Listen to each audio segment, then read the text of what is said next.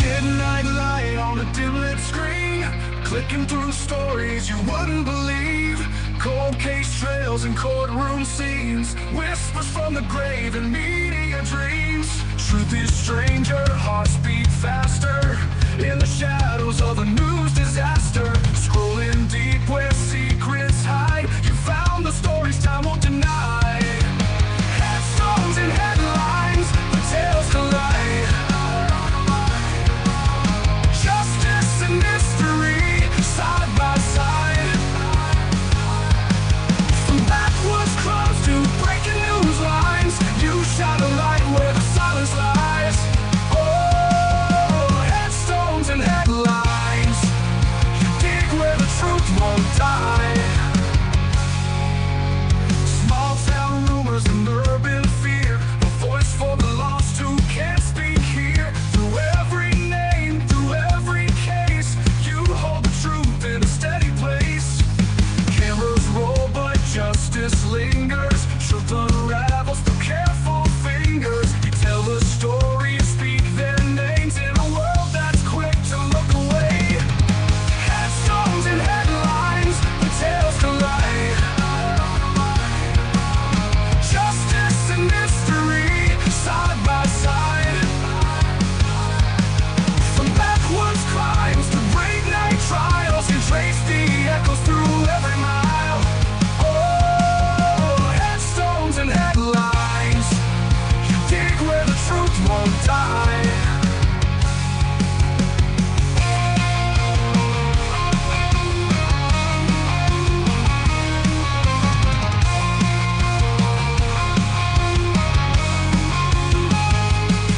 Some run from the dark, you walk right in with a question and a camera lens. It's not just a crime, it's the lives they led. The voice is still talking from the books unread. Headstones and headlines, the veil is thin. Truth gets louder when you begin. With every view, with every line, you bring the forgotten back to life. Oh, headstones and headlines, you dig where the truth won't die. Yeah, headstones and headlines, you tell the stories that time can't hide.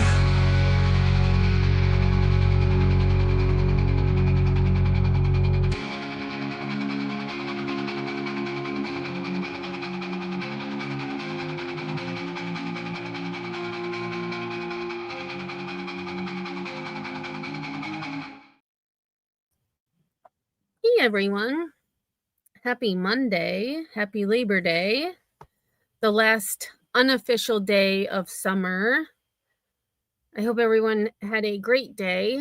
I had a busy day actually, and thank you for being here. I had to change the time a little bit because I actually didn't get home until 4 o'clock and I was racing to get here by 4:30, so I changed it to 4:45, but I had a busy day. I was able to see the kittens that my sister is fostering, and I helped her organize and sort through stuff so that we could get the kittens and mommy into a new enclosure instead of a crate, so it's a little less bulky and there was more room for, people to hang out with the kittens, and they're running around like banshees now. They're getting so big, so big.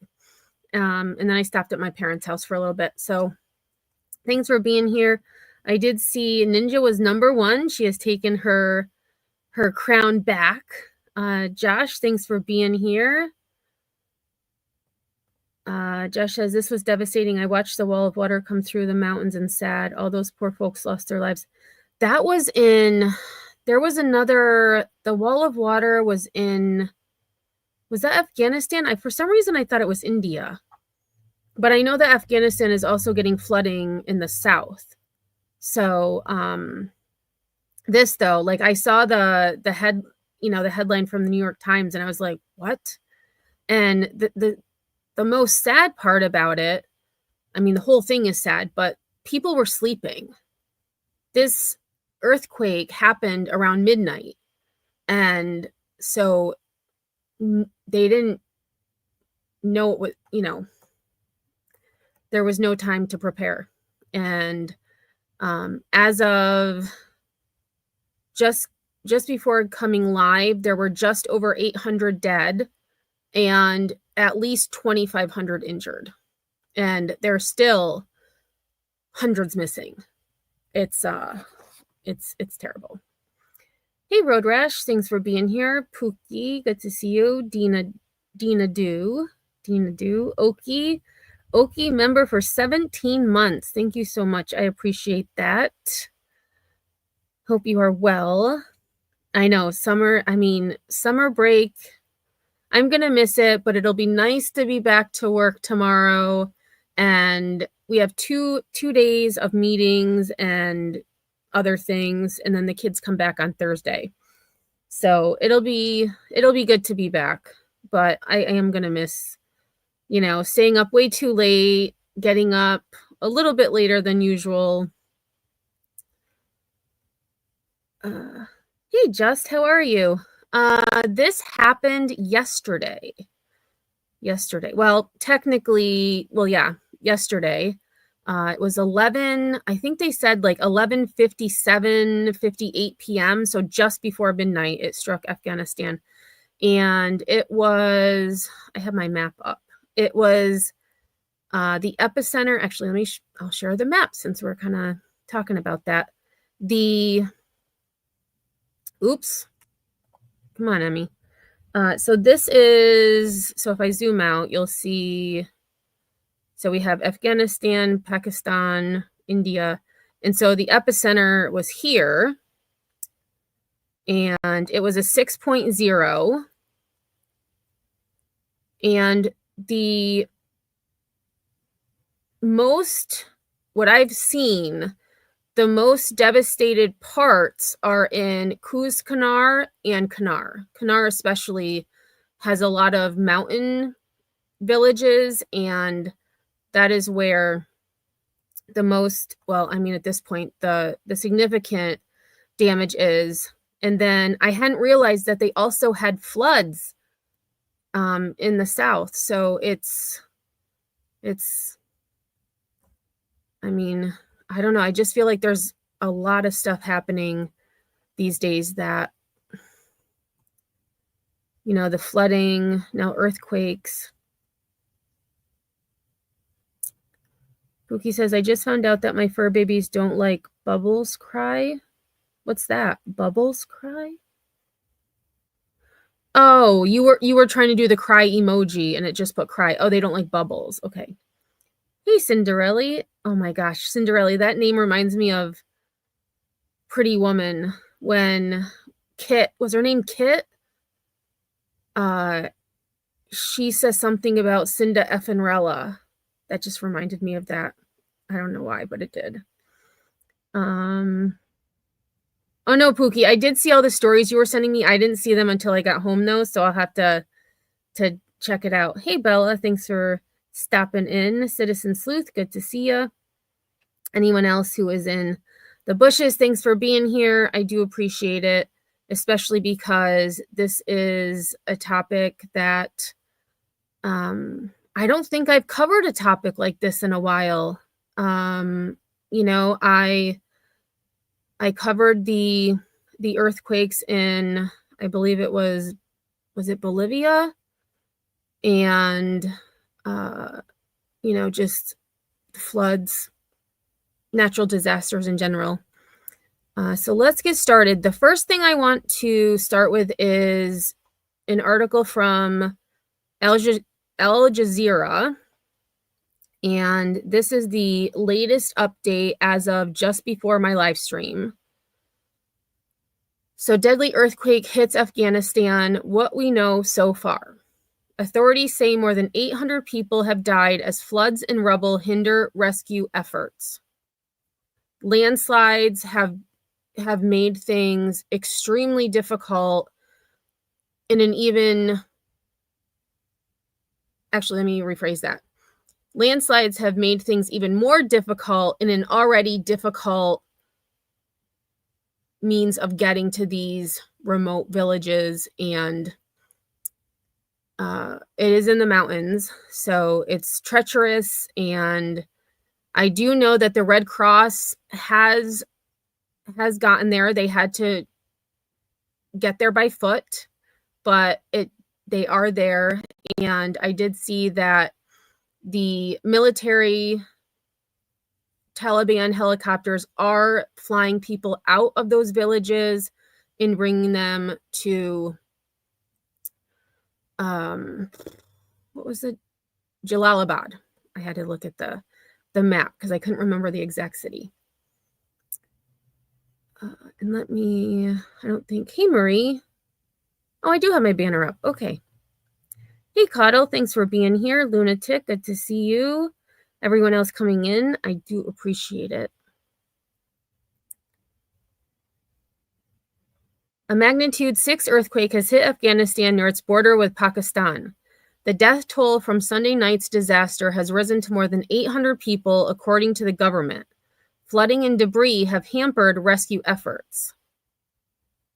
Oh, and they do have a timeline. I was looking for, I know they had a really terrible earthquake in 2023, but I was curious as to other earthquakes that they may have had that affected this region. Here is more about what happened and why Afghanistan is vulnerable to earthquakes. What happened? At 11:47 p.m., okay, I was 10 minutes off. At 11:47 p.m. on Sunday, the earthquake shook Nangarhar and Kunar provinces in eastern Afghanistan. It was 8 kilometers or 5 miles deep, making it a shallow tremor. Shallower earthquakes tend to cause more damage because the epicenter of the quake and seismic waves are closer to the Earth's surface. Seismic waves from deep earthquakes have to travel a greater distance to get to the surface, which causes them to lose energy.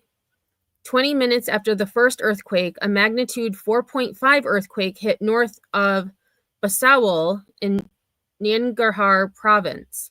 Since then, multiple tremors have struck near the provincial capital Jalalabad and Basawal, with magnitudes ranging from 4.3 to 5.2.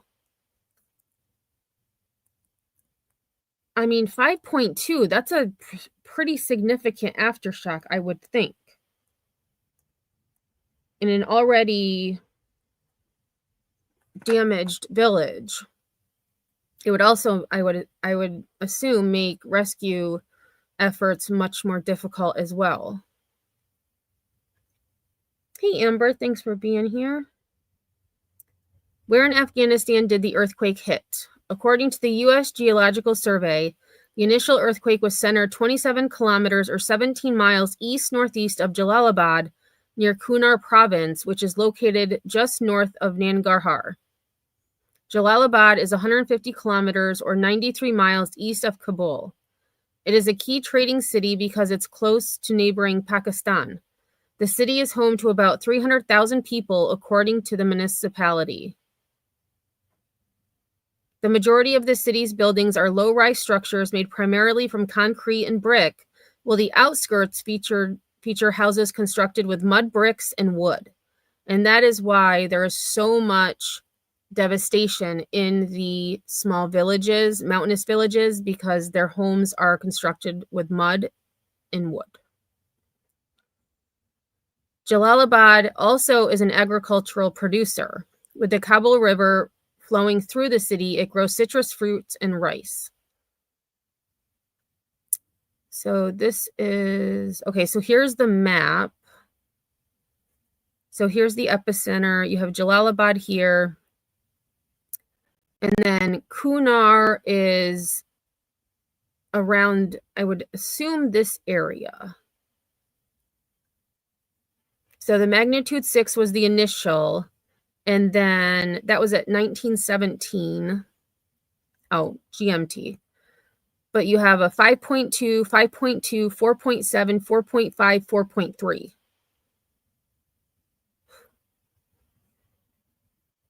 Right, Pookie. It's almost like having another earthquake. And then there's two really close to where the epicenter was, the original quake. How many people have died and how many are injured? The death toll currently stands at 812, and more than 3,000 people, they've upped it by 500 since before my life, and more than 3,000 people have been injured. Afghan government spokesman Maulawi Zabihullah Mujahid said. Zabihullah said the casualties could rise further as rescue efforts continue in the mountainous area. The intensity of earthquakes is measured on the Richter scale, which ranges from 1 to 10. An earthquake of magnitude 6 is considered strong. Objects may fall and houses may sustain damage. Okay, so then they have this. How are earthquakes measured? So, a 6 is pretty significant. An 8 and 9, that's like 6 and above, I would say, is pretty significant.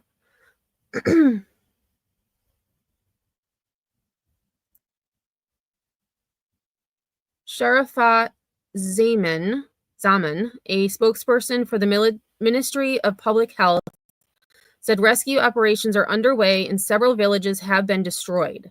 Helicopters have transported 335 injured individuals to Nangarhar Regional Hospital, Afghanistan's Tolo News television network reported on Monday.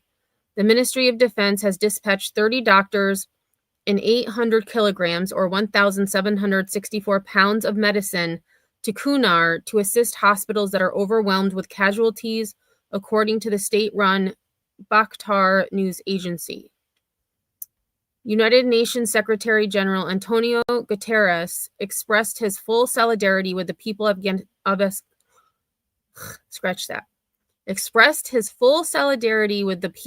Afghanistan in a post on X on Monday.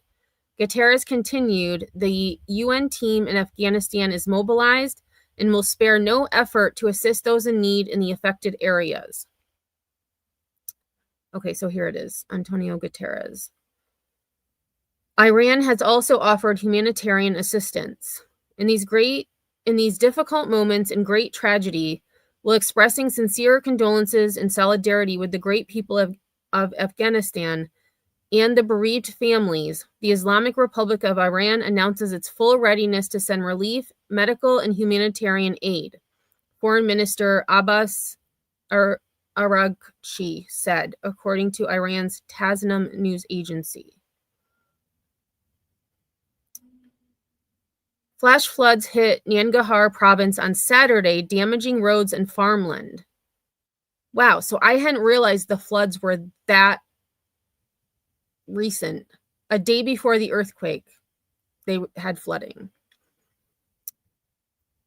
Zachariah Shnizai, an earthquake geologist affiliated with the University of Oxford, explained that due to the mountainous terrain in Afghanistan, flooding has severely hampered rescue operations by blocking roads, destroying bridges, and isolating communities in the earthquake-affected area. These challenges have made it extremely difficult for emergency teams to reach individuals who are injured or trapped under debris. The use of heavy equipment has been restricted, and the risk of landslides or rock avalanches has increased, as already reported. He added that the delivery of critical aid such as food, water, and medical supplies has also become harder, resulting in delays in response time. Ugh, look at those little babies. Oh, it looks like he's got a little snack or a sandwich or something. Poor things. Hey, Nanny. Hey, Birdbath. This was in Afghanistan. It was, let's see, how far? I think they said 20. It was about 20 miles north of Basawul. It is in the Kunar province. So the epicenter was northeast of Jalalabad, so eastern Afghanistan.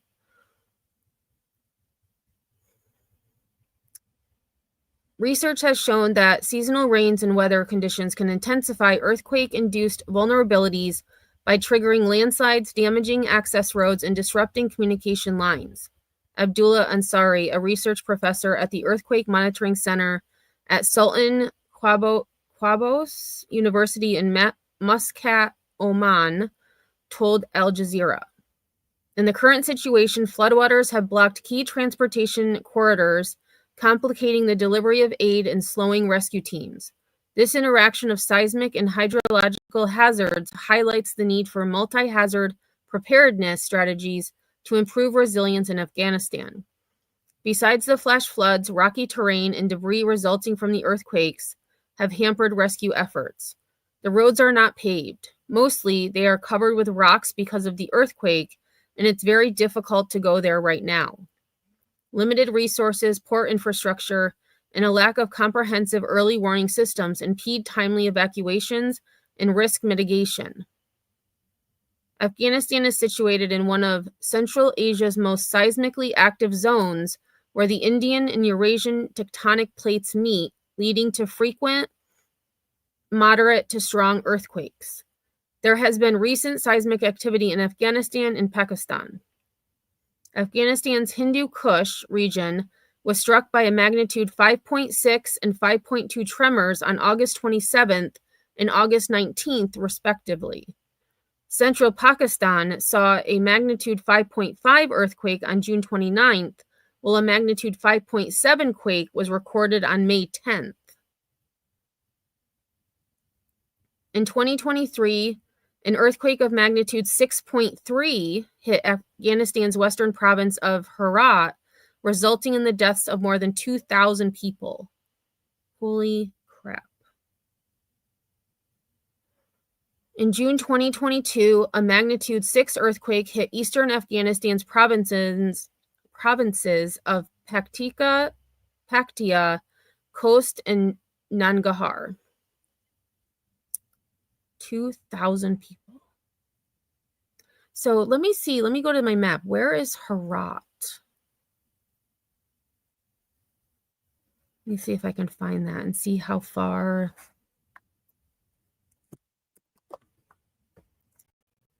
Herat, Afghanistan. Oh, so that's actually on the other side of Afghanistan. So let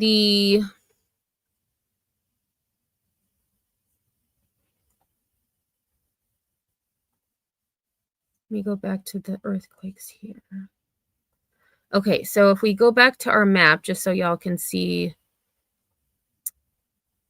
So the earthquake yesterday hit here, and the earthquake in 2023 was over here in Herat. So it was the other side of Afghanistan. That makes me wonder, too, where the fault line actually is. I'm going to look that up real quick. Afghanistan.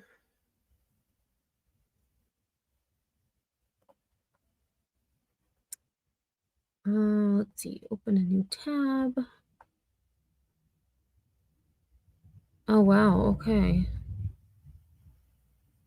Let me find a different one. That one is hard to see.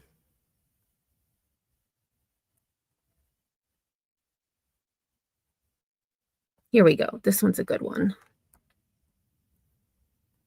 Okay, so these are the fault lines. So you can see they had said that the two fault lines, I don't remember what the names were, but the two came together.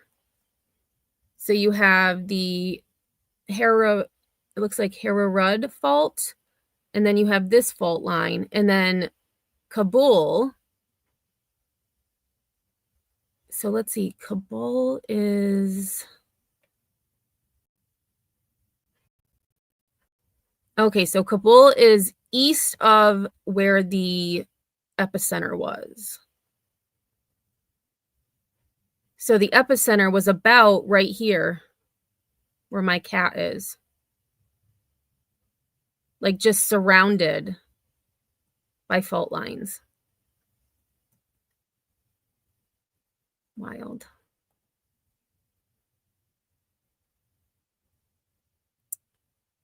Oh, okay. So here they have a map of so it says deadly earthquakes in Afghanistan. Afghanistan sits in one of the most seismically active zones on Earth, with the Hindu Kush a hotspot due to powerful surface faults and deep plate movements. So we have May 1998, Takhar. Oh, February and May 1998. Two powerful earthquakes just months apart killed a combined 7,500 people. That is hard to comprehend. 7,500 people lost their lives. And that was that says Uzbekistan is here, Turkmenistan, Tajikistan. So then we go to, let's see, so this 2002, twin earthquakes killed at least 1,000 people. So here's the one in 2023. So this one is kind of like the anomaly because most of the others have occurred eastern Afghanistan. So this one, more than 2,000 people were killed in a magnitude 6.3 quake. Hindu Kush 2015, a magnitude 7.5 earthquake, one of the most powerful recorded in Afghanistan's history, killed 399 people. Hindu Kush 1991, a magnitude 6.9 quake, killed 848 people. Coast June 2022, a magnitude 6 earthquake killed at least 1,000 people.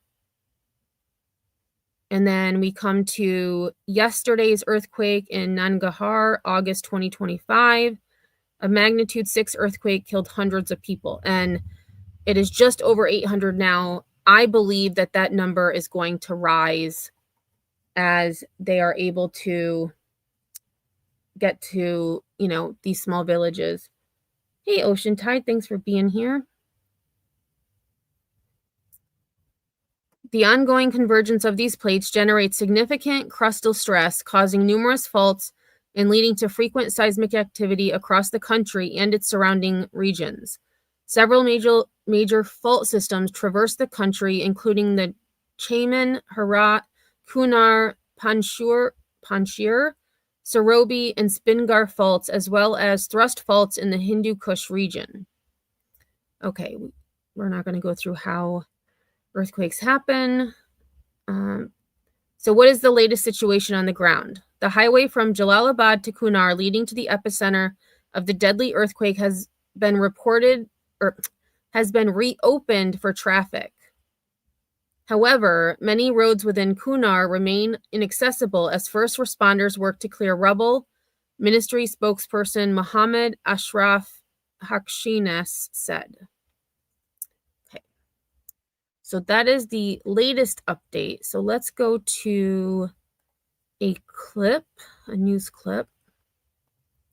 And I do have my banner up. I did watch all of these. There wasn't anything significantly graphic, but some things may be distressing to some, especially when you see children and just the sheer magnitude of destruction in these areas.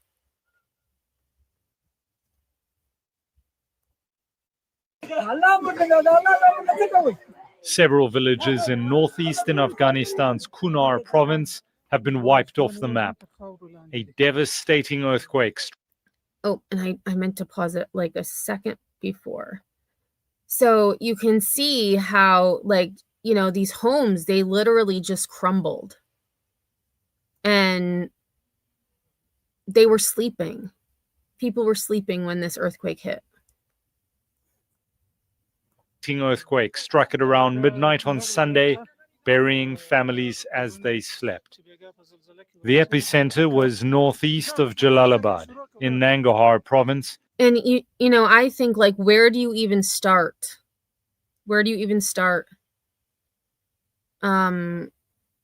It's a miracle that, those that did survive did. I mean, what caused this house to just fracture and not collapse, whereas this home is just completely gone? I mean, where villages dot the hills of the Hindu Kush Mountains. It was midnight when the earthquake started and shook us all violently, even breaking our house.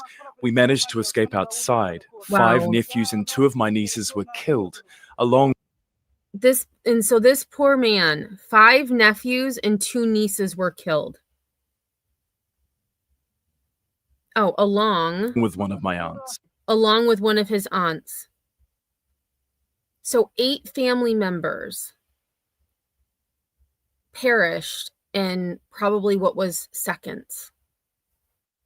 And I don't know how he's still composed, honestly. Even in normal times, trying to reach these parts of Afghanistan takes hours by foot.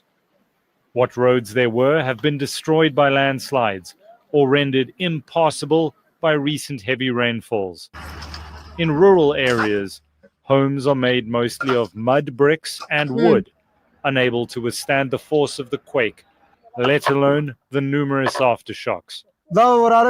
This was my brother's house, and he, along with 3 of his children, was killed. Ugh.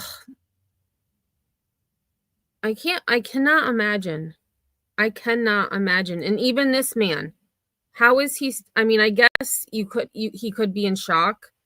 But how to be this composed when you lost 4 family members is commendable.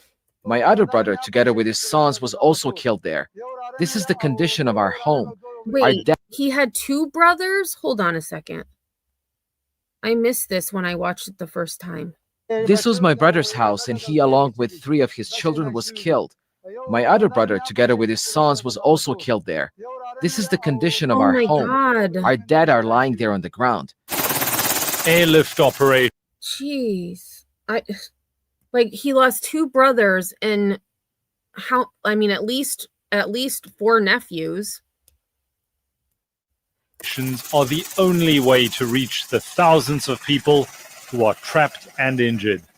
Authorities in Kabul, desperate for humanitarian supplies and aid, even before this disaster struck, are scrambling what resources they can.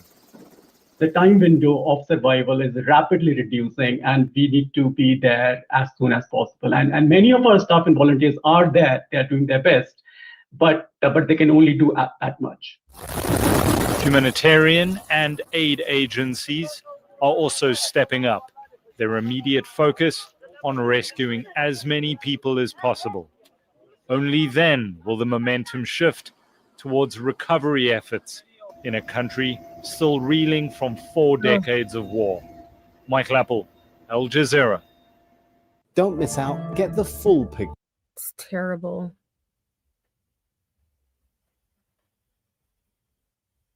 Now, Pakistan also has floods.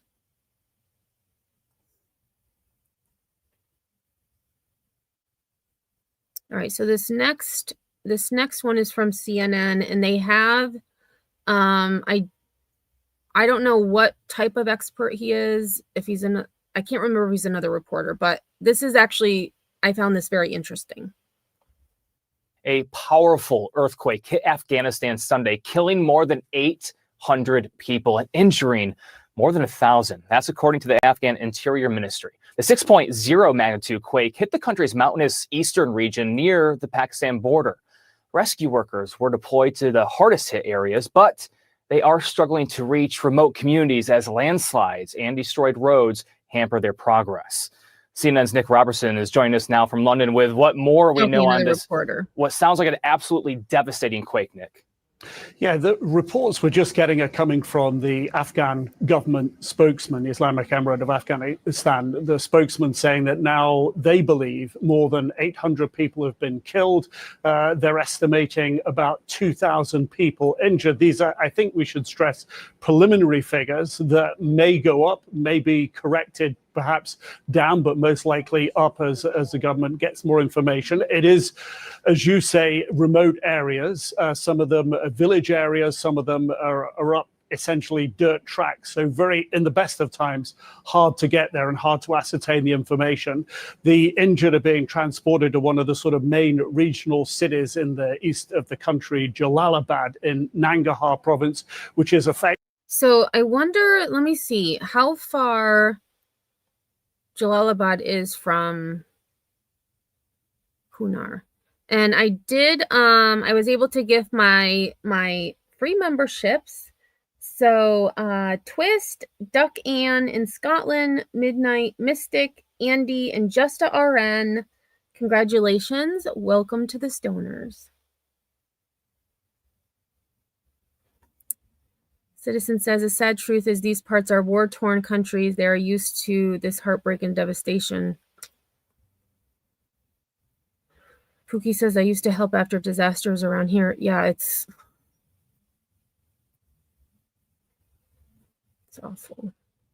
Kunar province is the province that's understood to be the most heavily affected there. Other local hospitals are taking in some of the wounded.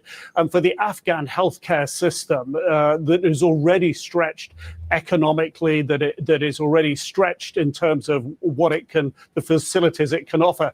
This is. So I just looked. Kunar, which is about where the earthquake hit, it is about 2 hours driving to Jalalabad. So helicopter obviously will be much quicker, but it is all mountainous roads. Undoubtedly going to stretch their resources, possibly beyond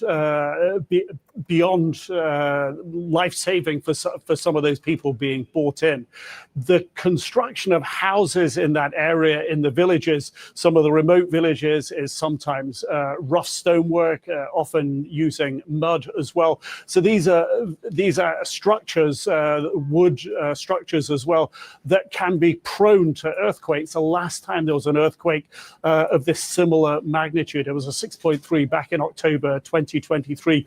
2,000 people died as a result of that earthquake. And we're looking at essentially a similar situation again now, where the Afghan medical services are being stretched, are in need of lifting equipment, are in need of blood supplies. And at the moment, they're looking to the international community or anyone that can help support them in this. There have been a number of aftershocks, the most intense of which was a 5.3, but at the moment... yeah, and 5.3 is pretty close to 6.0. That is a pretty strong quake. Well, I should say aftershock. The Afghan authorities really stretched in trying to account for, recover the survivors and account for all the dead. And Nick, you mentioned that previous earthquake that sounds like it was pretty close to the same magnitude as this one. Did the region ever recover from that one? As to right now, may that may be leading to more damage here? Oh, you're welcome, Duck Ann in Scotland. Thanks for stopping in. I appreciate it.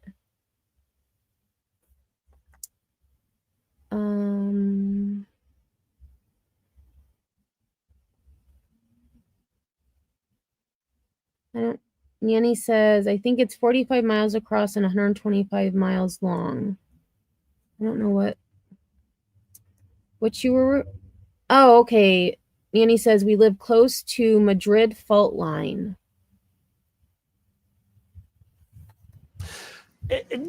It's likely that most of the structures that were damaged back in 2023 were either not used again or reconstructed. The structures there are many of them are of, as I was mentioning, poorly made, poorly constructed, because the economy is poor and they're built in remote areas. So I think the 2023 earthquake is probably the after effects of that are probably not going to have a hugely significant impact. A minor impact maybe. Of course, it's in the similar area in the east of the country towards the border with Pakistan. But primarily the problem here is going to be people in their homes when the quake struck, bringing down roughly built houses on the people inside, and local authorities, such as they are, not having heavy lift equipment and certainly not being able to rush it into the area, particularly when homes have been destroyed. There are very, very few tarmac roads in that area for quick medical support to be brought in. However, we understand the Afghan government is using helicopters as well to try to get some of the most badly injured to hospital, to those medical centers, which are, as we understand at the moment, quite frankly, being over. But then I think about it, and even the helicopters have to be in an area where they can actually land. So getting the injured people to those areas where the helicopters are would also be challenging, especially, we saw in that one clip them, carrying someone on these makeshift stretchers up a hill. Overwhelmed by the number of casualties they're facing. And we will see how the humanitarian effort navigates the same issues that first responders are having. Nick Robertson, I know, also keen to point out those casualty numbers are preliminary and may be subject to going up. I know you'll stay on top of it, Nick Robertson. Thank you. Okay, so I do have, this is from The Guardian. And this article, all right, I don't know what this is doing. The walls collapsed around me. Afghans describe quake devastation. People tell of losing children and other relatives and of digging their way out of the rubble after the disaster.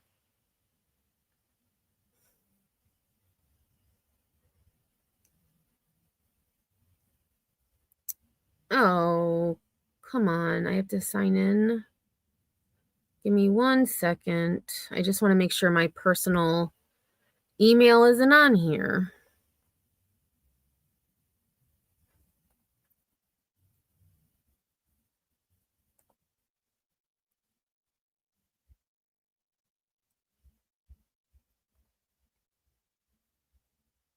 Okay, there we go.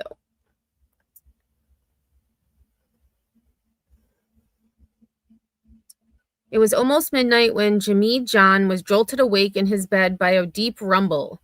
Powerful tremors were shaking his small house in Purin village in Afghanistan's Kunar region, and he could see the walls beginning to crack. I jumped out of bed and rushed to where my children and parents were sleeping. I managed to rescue 2 of my children and brought them outside to safety. I went back inside to save my younger siblings, but as I did, the roof and walls collapsed around me. So let me look up Purin village.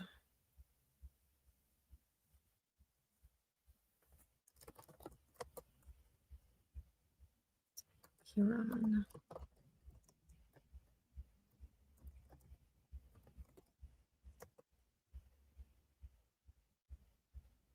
Okay, that it's not even finding it on Google Maps.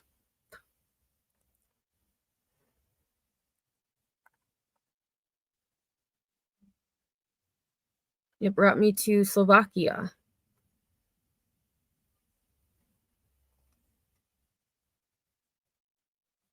Give me one second.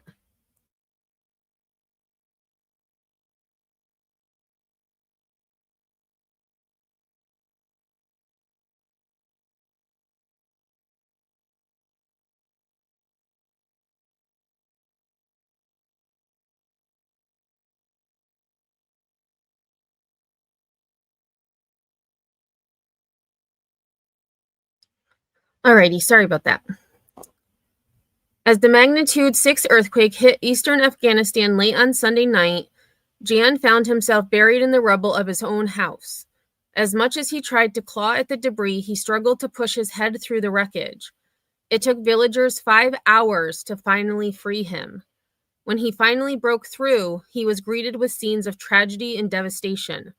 His wife, 2 sons, and 2 brothers were among the dead after the powerful earthquake had razed entire villages across the region to the ground.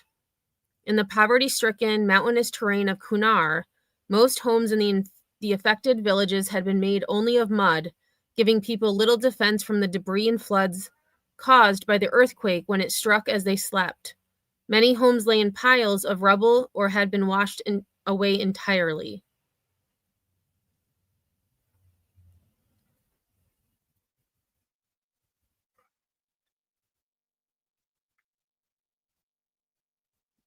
It felt as if the entire mountain was collapsing on us, Jan said. Our village has been completely devastated and residential areas wiped out. The official death toll stood at 800 on Monday evening, with more than 2,500 injured, and was widely expected to rise significantly.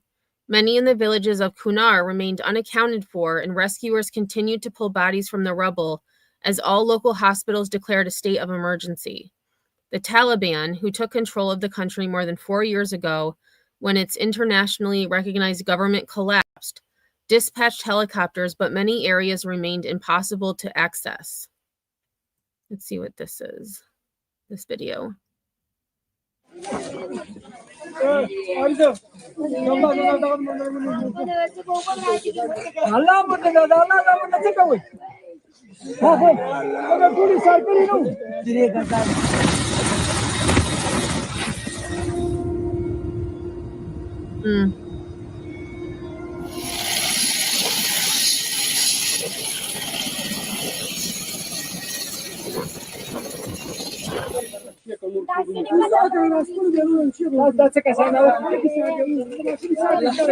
Oh my gosh, look at that.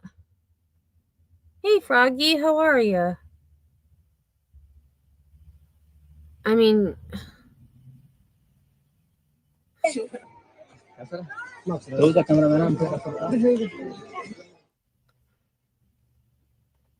terrible. Sunala, another resident of Kunar province, had been away from his village when the earthquake struck. When he traveled back on Monday, he found that his house had been reduced to rubble and his brother had been killed alongside his 5 children. It is the story of each and every house here. Everyone I know here has lost at least 3 to 5 family members.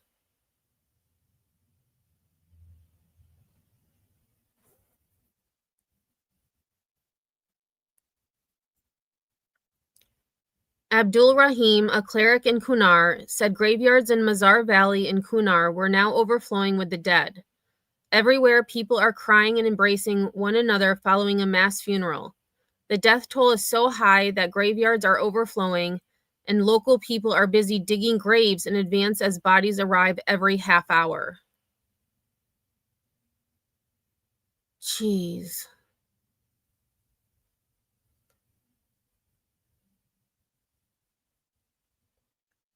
Many of those affected were critical of the rescue efforts by the Taliban, which was widely seen to lack the resources, manpower, and funds to deal with a crisis on this scale.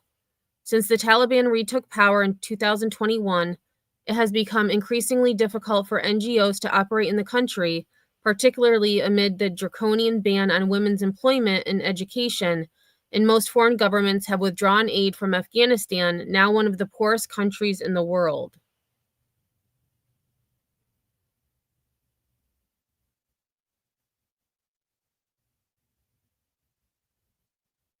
Sohail Shaheen, a Taliban spokesperson, called on international organizations to step in and offer assistance in the wake of the disaster. Many villages are not accessible yet. I fear the casualties are very high. One resident from the Mazadara area, who asked to remain anonymous to speak freely, criticized the Taliban rescue efforts. There are women and children pleading for help, but there are no authorities present to help them. Everyone is trapped under the rubble, and we are helpless in seeing them dying in front of our eyes. There is no one here to help those buried and alive in the debris. There is no one here to remove the dead. I can understand why they wanted to remain anonymous, because they were being critical of the Taliban. I know. And I did see there was a goat that survived. The goat was just hanging out on the rubble, kind of looking at what everybody was doing. But I mean, it's a lot. It is a lot. Give me one moment.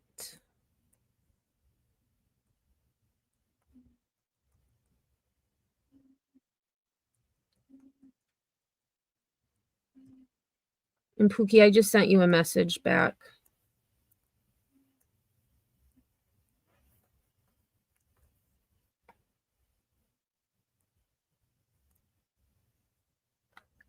Okay, so I have a couple of more clips and then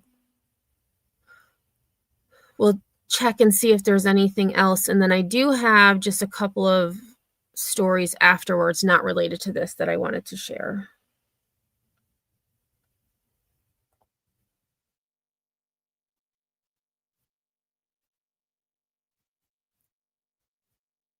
Oh, shoot, forgot to share the tab. Hold on. We begin this hour with new developments out of Afghanistan, where at least 800 people are dead and thousands are injured after a major 6.0 magnitude earthquake struck the country's east overnight. Yogita Lamai, with our media partners at the BBC News, has more on this from Afghanistan. The area that is worst hit by the earthquake in the Kunar province is almost impossible to access by road, and that's why this has been a key lifeline today for the people in Afghanistan. These are helicopters that are being run by the Taliban government. At the moment, what they're loading them with is tarpaulin bags. We've been told that they're being used as body bags to bring back bodies. They're also being used as stretchers to bring back the injured. And they've told us that they've done almost 100 flights today. Thankfully, the weather's been clear, and so they've managed to fly these aircraft pretty much through the day today. We were actually trying to go to the worst affected area, and even we couldn't go beyond the point. First, there were landslides which had blocked the road. And after that, there were vehicles on a really narrow, tiny village road backed up for hours. So it's nearly impossible to get there by road. Right. So then you think they have to, I would assume they have to carry a lot of the injured through those, that terrain to get them to where the helicopters are. And, if it's backed up, it's probably even more dangerous and challenging to get those injured out of there. And so there's a really crucial operation here to bring back the injured and also to bring dead bodies back. And for more on this, let's now bring in CBS News senior foreign correspondent Elizabeth Palmer. Liz, what more are you hearing about what's happening on the ground in Afghanistan this hour? Well, as you mentioned, this was a moderately severe earthquake, 6 on the Richter scale, but it occurred in a very remote, very poor mountainous region in eastern Afghanistan near the border with Pakistan. The houses and buildings in that area are made of mud brick. And so in a shake like this, they've simply collapsed. Furthermore, because the earthquake happened at midnight on Sunday, everybody was at home and in bed. So whole families were and are now trapped under the debris. The government said an hour or so ago that it thinks at least 800 people have died and 2,500 have been. I mean, look at them trying to carry that stretcher down with someone on it. Just the rubble, the rocks, the terrain. And injured, but that for sure is going to rise. And a lot of those helping are not young people. They're elderly people who are helping to get these people, the injured to safety. Over the coming hours as more people manage to get out. As you heard from the correspondent in Afghanistan, landslides are blocking the roads.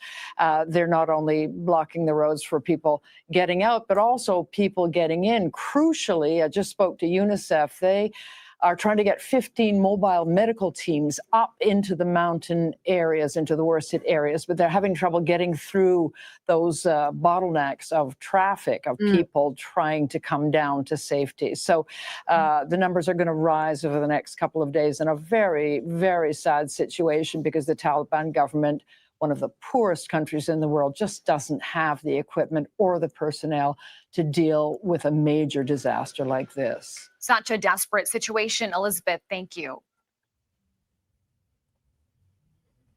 Right. There could be more aftershocks, Nanny. There's been several so far. The highest being 5.3. Let me see if there's, let's see, Afghanistan.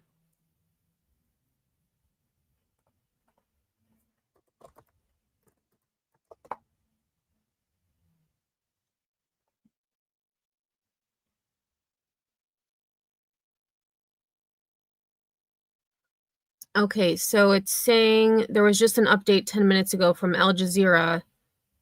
At least 812 people have been killed and 2,817 injured.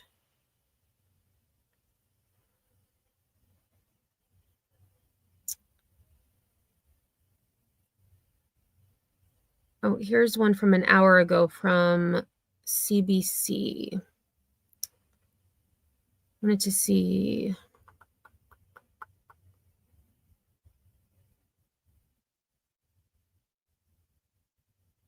If there's been any aftershocks.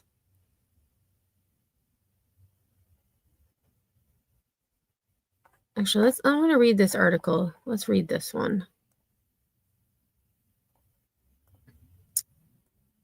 So it says, desperate search for survivors in Afghanistan after earthquake kills at least 800. Oh, look at those babies. Like they're staying, it looks like a cornfield.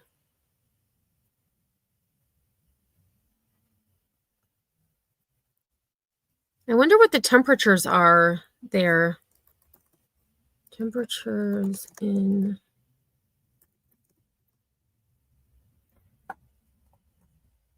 Okay, so it says it's 64 right now, but the high was 86.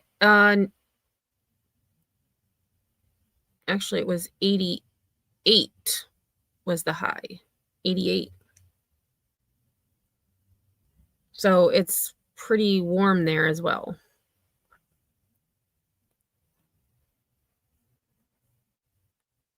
Desperate Afghans clawed through rubble in the dead of the night in search of missing loved ones after a 6.0 magnitude earthquake struck eastern Afghanistan, with the Taliban government reporting Monday that 800 people were killed and more than 2,500 injured.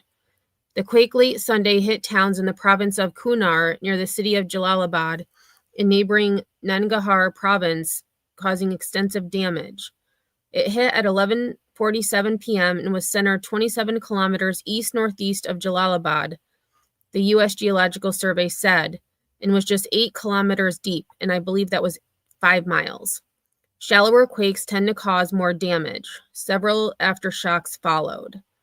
Footage showed rescuers taking the injured on stretchers from collapsed buildings and into helicopters as people frantically dug through rubble with their hands.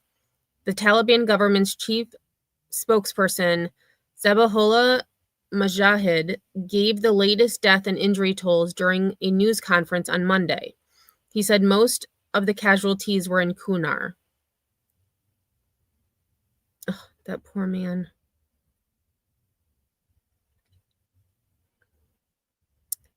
Buildings in Afghanistan tend to be low-rise constructions, mostly of concrete and brick, with homes in rural and outlying areas made from mud bricks and wood. Many are poorly built. One resident in Nurgal district, one of the worst affected areas in Kunar, said nearly the entire village was destroyed. Children are under the rubble. The elderly are under the rubble. Young people are under the rubble, said the villager who did not give his name. We need help here. We need people to come here and join us. Let us pull out the people who are buried. There is no one who can come and remove dead bodies from under the rubble. Eastern Afghanistan is mountainous with remote areas. The quake has worsened communications. Blocked roads are forcing aid workers to walk 4 or 5 hours to reach survivors. Dozens of flights have operated in and out of Nangarhar Airport, transporting the injured to hospital. One survivor described seeing homes collapse before his eyes and people screaming for help.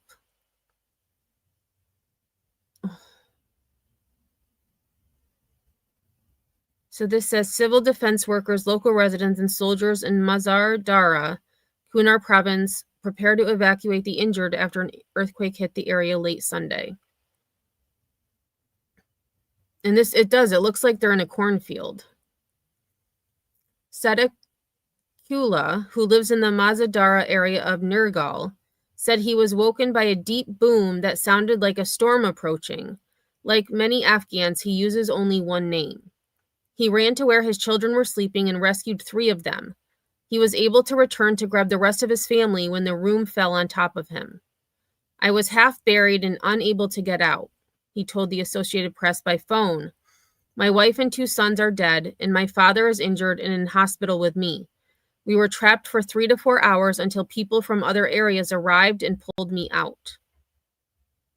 It felt like the whole mountain was shaking, he said. Ugh. Yeah, so there's houses up here even. You can see just complete devastation.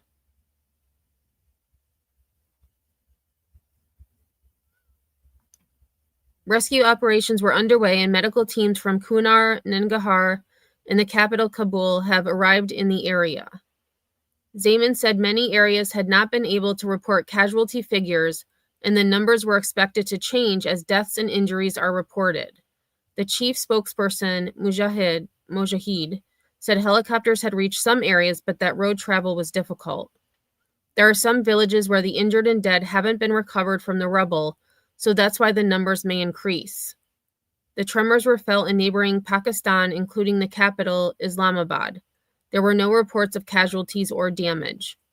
Filippo Grandi, the UN's High Commissioner for Refugees, said the earthquake intensified existing humanitarian challenges in Afghanistan and urged international donors to support relief efforts. This adds death and destruction to other challenges, including drought and the forced return of millions of Afghans from neighboring countries. Hopefully, the donor community will not hesitate to support relief efforts.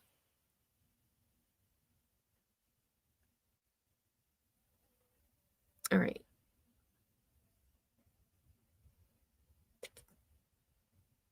A magnitude 6.3 earthquake struck Afghanistan on October 7th, 2023, followed by strong aftershocks. The Taliban government estimated at least 4,000 people perished in that quake. The UN gave a far lower death toll of about 1,500. It was the deadliest natural disaster to strike Afghanistan in recent memory. Okay, and then it just gets into the other earthquake. All right, so I think I have one more clip. Let me see. Yes, I have one more clip for us.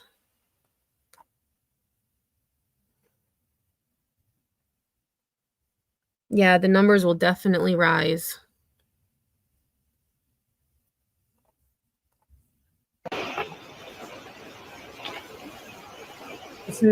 سکم 12 بجې البته زلزله وشوه نو موږ یوه بجه غځي حرکت راوکړ هماهنګي نورو ریاستو سره هم درلودله خو چې کله سړک ته پاخه سړک نه راکوز شو نو لاره خرابه وه بیا هم پیاده حرکت راوکړ سهار وختي دلته راورسېدلو اولنی ټایم د سرې میاشتې دلته چې د اردو له ورونو نه دوا واخیستله او د خلکو په اسمانونه شروع کړو نو تر اوسه موږ لګیا یو د خلکو په خدمت کې او خو مشکلات ډېر زیات دي ولایتي اداره سره میاشت د حوادثو اداره یعنی کور کوي یعنی موږ چې وضعیت ګورو کنټرول نه وتلی دی نو وزارت دفاع او د وزارت داخلي د ټیمونو نه زموږ غوښتنه دا ده چې هغوی د طرف ته زیاته توجه وکړي د زخمیانو په انتقال کې د دوا په راوړلو کې د غذا په راوړلو کې او همدارنګه د تازه نفسو ډاکټرانو او د کارمندانو په راوړلو کې تر څو د چتونو لاندې چې کوم وروڼه پاتې دي شهیدان او زخمیان چې هغه راوباسي.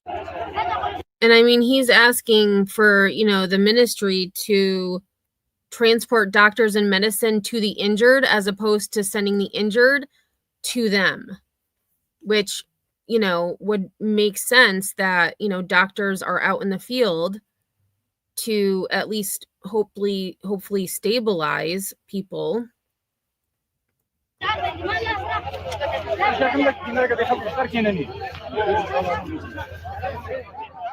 Mm.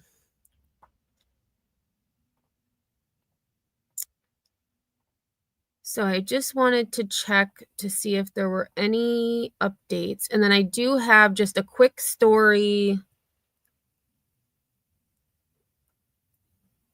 not related to this. Let's see. Earthquake, Afghanistan.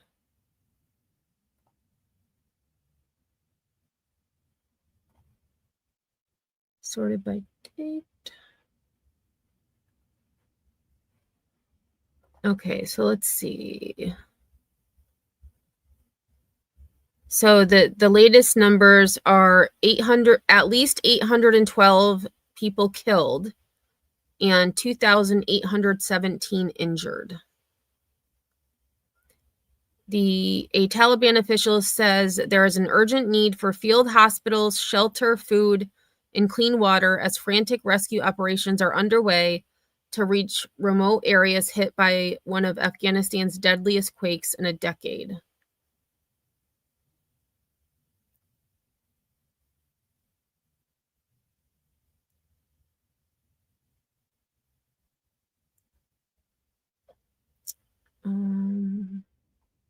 Yep, so that is the latest. Actually, I forgot. Yes, actually I do. I have one story left to show. Josh says, heartbreaking having to dig your children out of the rubble. They should have help and not have to do it themselves. Agreed. May God bless them all, and I hope they find a lot alive. Heartbreaking. Hey, Smokin', how are ya? So we're going to change gears a little bit. I saw this, the story in my email today, and it was shocking to say the least. This takes place in Chicago just this weekend, and this was updated. Actually, let me refresh. It might have been updated. Let me just refresh this quickly. Okay, so 4:49 p.m. So about an hour ago, it was updated. 54 shot, 7 killed in Chicago weekend bloodbath after Pritzker claims Trump National Guard not needed. So I'm guessing Pritzker is governor. I just cheated. So it says, and of course, this is the New York Post, so they have to be a little more dramatic. Bodies are piling up on the streets of Chicago over Labor Day weekend. Come on. With 54 shot, including 7 killed, as President Trump and Illinois Governor Pritzker spar over sending the National Guard into the Windy City. At least 32 separate shootings occurred in Chicago between Friday evening and noon on Monday, according to a review of police incident reports by ABC News. Just hours after Trump posted a message on Truth Social on Saturday criticizing Pritzker's handling of crime in the city, at least 7 people were shot around 11:10 p.m. in Bronzeville. All of the people are expected to be okay.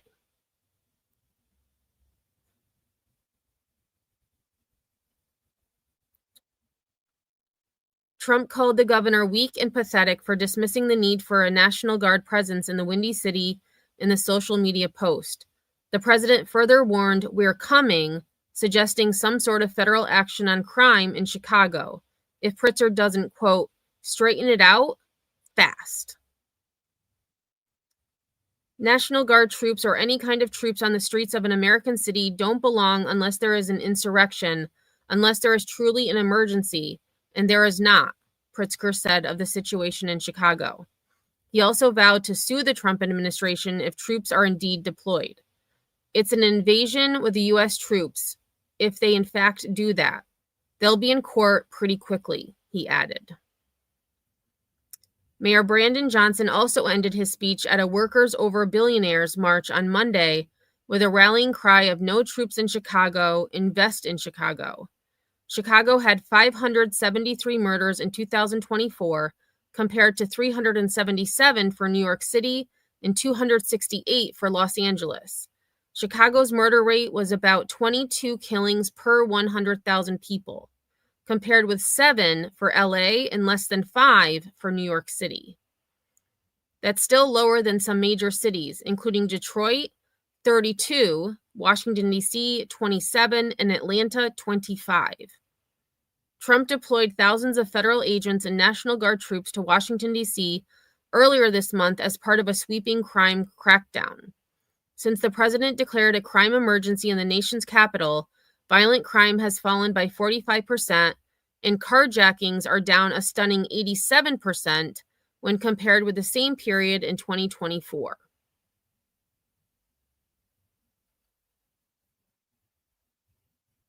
In June, Trump dispatched 4,000 National Guard troops and 700 Marine service members to California amid violent anti-ICE riots in Los Angeles. By July 1st, nearly all of the National Guard members and Marines had been removed. The shootings include a 17-year-old girl who was inside her home when a bullet blasted through her front window and struck her arm, the outlet reported. A 25-year-old woman was shot twice in the abdomen and once in the left leg on Friday evening. She was taken to a local hospital where she died. A 23-year-old woman was also wounded in the shooting. A 31-year-old man was also shot after being caught in the crossfire of gunmen traded gunfire from opposing vehicles, and 2 people were wounded while driving down a street over the weekend. At about 11 p.m. on Saturday, a 32-year-old man and a 29-year-old man were standing outside when a dark SUV approached the pair, and an unknown gunman exited and fired a gun at them. The 29-year-old was struck multiple times and later died in the hospital. The 32-year-old was hit in his right side, but it has now stabilized. Meanwhile, at least 4 separate shootings have taken place since early Monday morning, leaving one 48-year-old man in critical condition. Pritzker did signal that he is willing to accept some federal support. We would like Bureau of Alcohol, Tobacco, Firearms, and Explosive agents to take more guns off the streets. We would like FBI to coordinate with our local law enforcement, to help catch perpetrators of crimes, the governor said. If they would do that, we would welcome that. But that's not what they're planning to do, he said.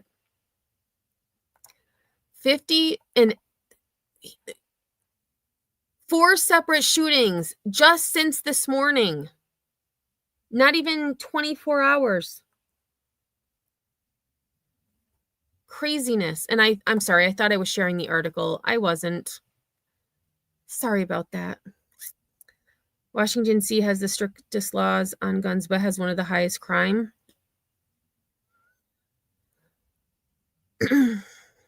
I mean, there's clearly a problem in Chicago. 54 people shot, 7 of them killed.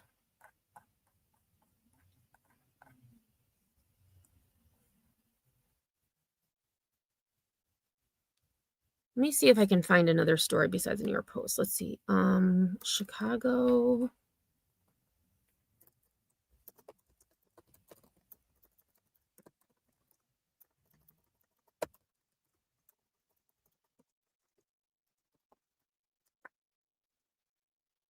Okay, so let's see. There's one from 3 hours ago.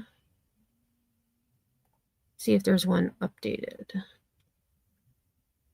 1 hour ago. Wow. ABC 7 Eyewitness News has a live Chicago violence tracker going.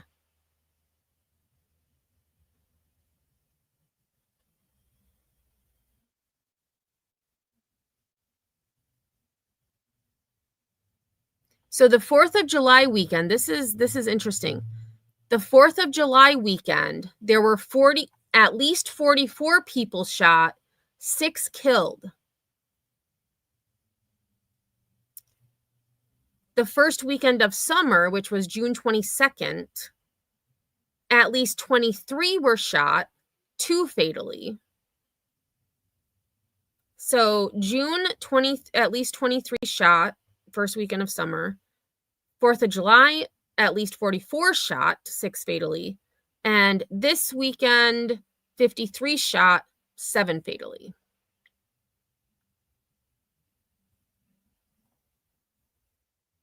I'm curious if there are...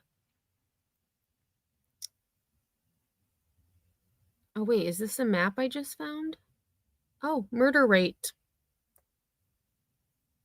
ABC 7 News is all right, let me share this with you guys. So here is a map from ABC 7 and it says murder rate. So the lightest blue is 0 to 10. The darkest blue is 100 to 200.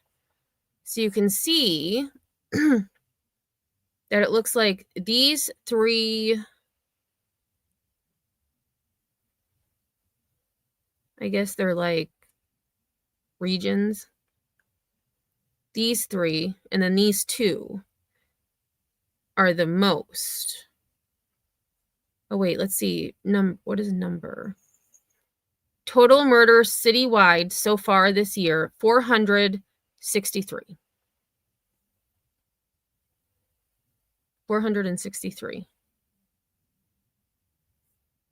And 17.4 murders per 100,000 people currently.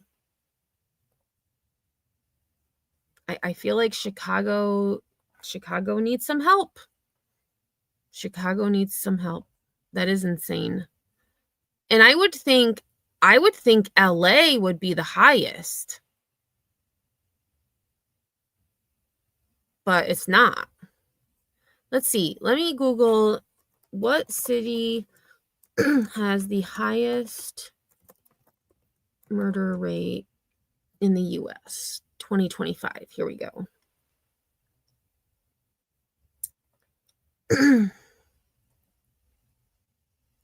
Okay, so it says as of late August 2025, Memphis, Tennessee, and St. Louis, Missouri are frequently cited among cities with the highest murder rates, with Memphis facing a particularly high violent crime epidemic and St. Louis having rates around 69.4 per 100,000 people in some reports.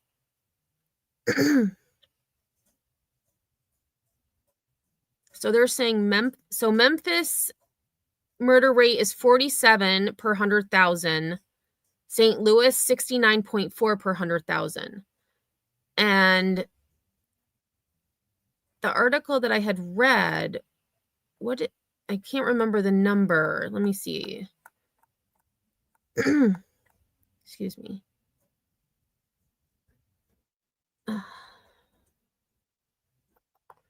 That was 2024. Where's 2025?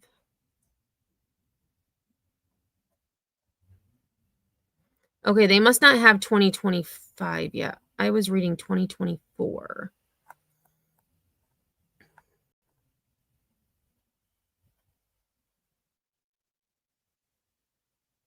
So it was in 2024, it was 22 per 100,000. That's a third of what St. Louis is and half of what Memphis is. It just seems like, people, just certain weekends, people commit more crimes. More people are out, maybe. Oh my gosh, Pookie. St. Louis was my first experience with murder. That's no bueno. Yeah, the world is insane. That it is. Josh B says, wow, my state, Memphis, drinking that Mississippi water stream. We like drinking the, yeah. Not going to go there. Well, that is all I have for you all. I do appreciate you guys being here. I know it's not the most exciting topic, but it's important to me, and I'm glad that I could share it with all of you.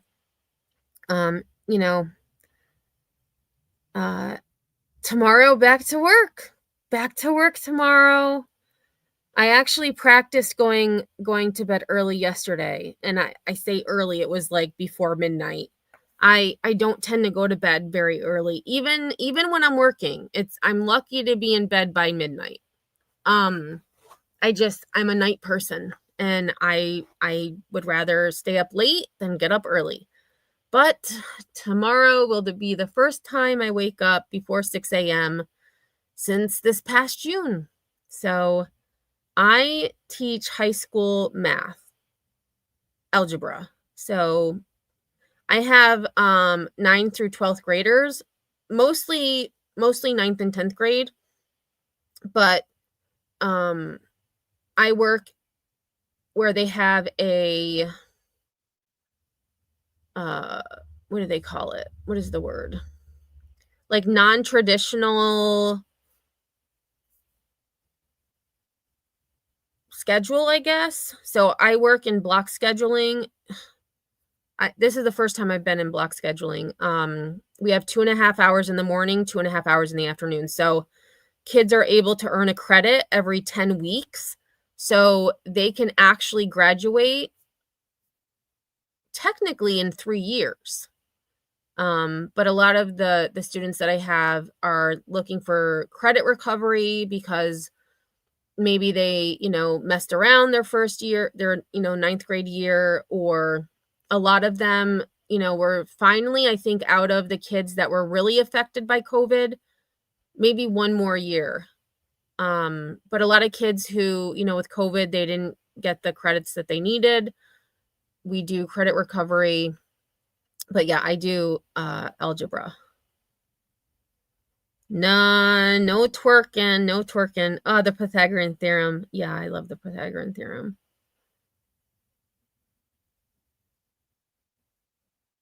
Oh my gosh, thank you. I saw Josh saying dropping 5 on us. I was like, wait, what? Thank you, Sinner. I appreciate that. So Aussie True Crime, Bernadette, Bushi, Nikita, and A Daz were all gifted a membership. So congratulations. Welcome to the Stoners. And if you should happen to see Sinner on these YouTube streets, please do thank him.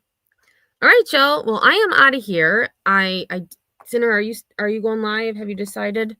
I am going to get moving because, as I said, I was out pretty much all day today, and I have a lot of things to get done before tomorrow.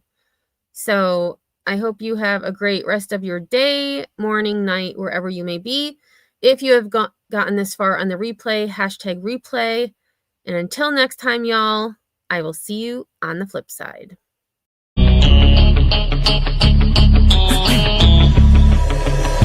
You have one shot on stage, what you got to play? Generic drops for days, still the people rage. Am I not insane? Can you stop and explain why these drops are so lame? Is money buying you fame? I'm fucking on, I'm killing it with this song. You haters can sing along or go back where you belong. Yeah, there's nothing wrong with giving up, moving on. Cause I took your girl to prom, she can't help but sing this song. Comes off till the lights go out, till my legs give out. Can't shut my mouth till the smoke clears out. And my high harass, I'ma rip this shit till my bones collapse. Till the roof comes off, till the lights go out, till my legs give out. Can't shut my mouth till the smoke clears out. And my high harass, I'ma rip this shit till my bones collapse.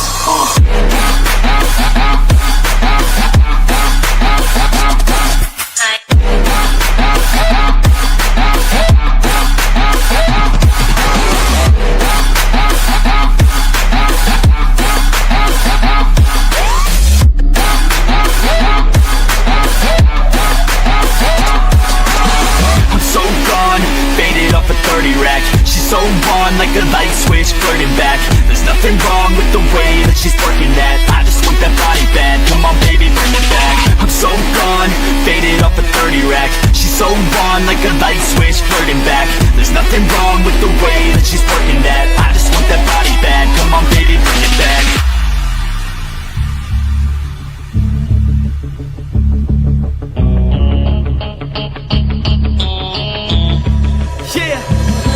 I rap with a passion, yeah, I got it in me. I've been waiting quite a long time for y'all to hear me. It's about damn time you put some stock into me. You're either sponsoring me or fucking bothering me. And the fact is, we just practice on this madness. That is why your status is like a canvas. Chances our advancement is enhancing, and this new expansion's like a mansion.